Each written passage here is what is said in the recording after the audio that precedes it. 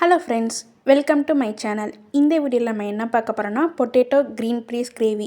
Fresh green peas இருக்குல்ல, அதை வச்சும் பொட்டேட்டோ வச்சு ஒரு கிரேவி வந்து செய்யலாம். இது சப்பாத்தி, தோசை எல்லாத்துக்குமே ஒரு சூப்பரான சைட் டிஷ்ஷாக இருக்கும். அதை செய்கிறதுக்கு ஒரு தேங்காய் பேஸ்ட் ரெடி பண்ணிடலாம். 1/4 மூடி தேங்காய், கொஞ்சமாக ஜீரகம், கொஞ்சமாக பெருஞ்சீரகம் சேர்த்துட்டு தண்ணி சேர்த்து ஒரு திக்கான பேஸ்ட்டை அரைச்சி எடுத்துக்கோங்க. இப்போ கிரேவி செய்ய ஸ்டார்ட் பண்ணிடலாம். ஒரு கடாயில் கொஞ்சமாக எண்ணெய் சேர்த்துட்டு எண்ணெய் சூடானக்கப்புறம் கொஞ்சமாக கடுகு உளுந்தம் பருப்பு, கடுகு நல்லா பொரிஞ்சக்கப்புறம் கொஞ்சமாக பெருஞ்சீரகம், 10 போல கருவேப்பிலை சேர்த்துட்டு 2 மீடியம் சைஸ் பெரிய வெங்காயத்தை இந்த மாதிரி குட்டி குட்டியாக கட் பண்ணி உள்ளே சேர்த்துட்டு வெங்காயம் வந்து பொன்னிறமாகிற வரைக்கும் நல்லா வதக்கி எடுத்துக்கோங்க.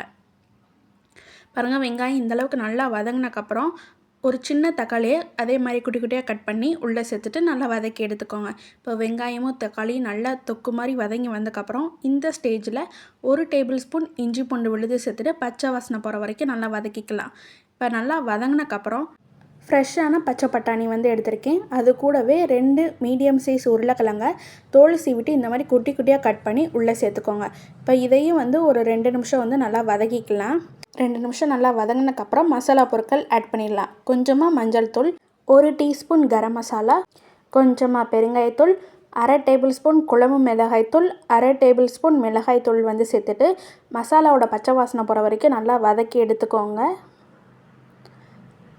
பாருங்கள், இந்த அளவுக்கு நல்லா வதங்கினக்கப்புறம் இந்த ஸ்டேஜில் நம்ம இந்த கிரேவிக்கு தேவையான அளவு தண்ணி சேர்த்துடலாம். நான் 3/4 டம்ளர் அளவுக்கு வந்து தண்ணி சேர்த்துருக்கேன். தண்ணி சேர்த்துக்கப்புறம் இந்த கிரேவிக்கு தேவையான அளவு உப்பு சேர்த்துட்டு நல்லா கலந்து விட்டுக்கோங்க. இப்போ அடுப்பை வந்து மீடியம் ஃப்ளேமில் வந்து வச்சுருங்க. கிரேவி வந்து நல்லா கொதித்து வந்து பட்டாணியும் உருளைக்கிழங்கும் வந்து நல்லா வெந்து வரணும். பட்டாணியும் உருளைக்கிழங்கும் பாதி வெந்தக்கப்புறம் நம்ம அரைச்சி வச்சுருக்கிற தேங்காய் விழுதை வந்து உள்ளே சேர்த்துடலாம். அது கூடவே மிக்சர் ஜாரில் கொஞ்சமாக தண்ணி சேர்த்து உள்ளே சேர்த்துட்டு மூடி போட்டு ஒரு 5 நிமிஷம் மீடியம் ஃப்ளேம்லேயே வந்து வச்சுருங்க. இப்போ 5 நிமிஷத்துக்கு அப்புறம் ஓப்பன் பண்ணி பார்த்தீங்கன்னா கிரேவியில் எண்ணெய் நல்லா பிரிஞ்சு வந்து சூப்பராக ரெடியாக இருக்கும். இது சப்பாத்தி, தோசை, இட்லி எல்லாத்துக்குமே வந்து சூப்பரான சைட் டிஷ்ஷாக இருக்கும். கடைசியாக கொஞ்சமாக கொத்தமல்லி இலை தூவிட்டு சூடாக சர்வ் பண்ணுங்கள். இந்த வீடியோ பிடிச்சிச்சுன்னா லைக் பண்ணுங்கள், ஷேர் பண்ணுங்கள், மறக்காமல் சேனலை சப்ஸ்கிரைப் பண்ணிடுங்க. மறக்காமல் ட்ரை பண்ணி பார்த்துட்டு எப்படி இருந்துச்சுன்னு கமெண்ட் பண்ணுங்கள். தேங்க்யூ.